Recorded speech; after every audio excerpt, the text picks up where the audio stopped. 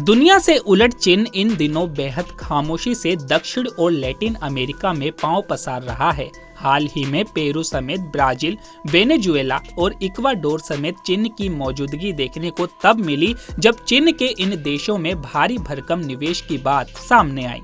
दक्षिण और Latin America दुनिया के नक्शे पर वहां है जहां से अमेरिका बेहद पास है। माना जा रहा है कि निवेश के बहाने चीन चारों ओर से अमेरिका को घेरने की फिराक में है। चीन की इस चाल को डैप ट्रैप डिप्लोमेसी कहा जाता है।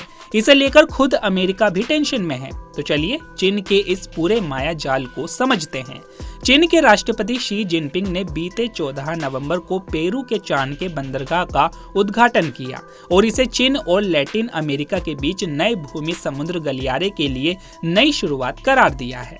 इस परियोजना को चीन के बेल्ट एंड रोड इनिशिएटिव के तहत ही पैसे दिए जा रहे हैं। यह परियोजना 3.6 अरब डॉलर की है, जिसने अमेरिका की चिंता बढ़ा दी है, क्योंकि पेरू एक चीन के आने का मतलब है कि प्रशांत महासागर में चीन की मौजूदगी आसान हो जाएगी। पेरू की राजधानी लीमा से 78 किलोमीटर उत्तर में स्थित चान के लगभग 60,000 की आबादी वाला एक छोटा मछली पकड़ने वाला शहर है। यह एक प्राकृतिक गहरे पानी का बंदरगाह है। चीन ने 2019 में यह निर्माण शुरू किया, जिसे चाइना ओशन शिपिंग कंपनी यानी कोस्को ने बनाया है, जिसके पास अब बंदरगाह का 60% हिस्सा है, जबकि बाकी का स्वामित्व एक स्थानीय कंपनी के पास है।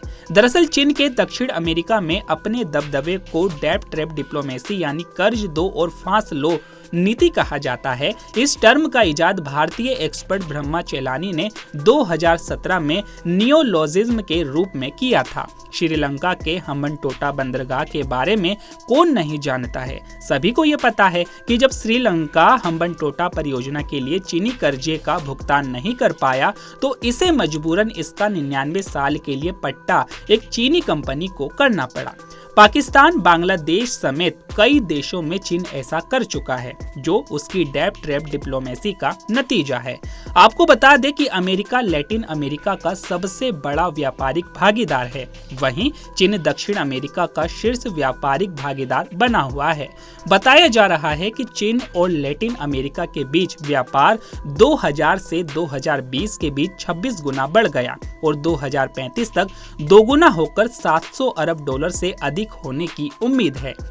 2005 के बाद से चाइना डेवलपमेंट बैंक और export import bank of China सहित चीन के सरकारी स्वामित्व वाले बैंकों ने पूरे क्षेत्र में 117 कर्ज बांटे हैं, जो कुल 138 बिलियन डॉलर है। इन कर्जदारों में सबसे ज्यादा ब्राजील, इक्वाडोर और वेनेजुएला थे।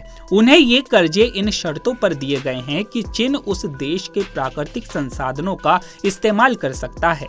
2001 में चीन को क्षेत्र का निर्यात कुल निर्यात का केवल 1.6% था। 2020 तक यह आंकड़ा 26% हो गया।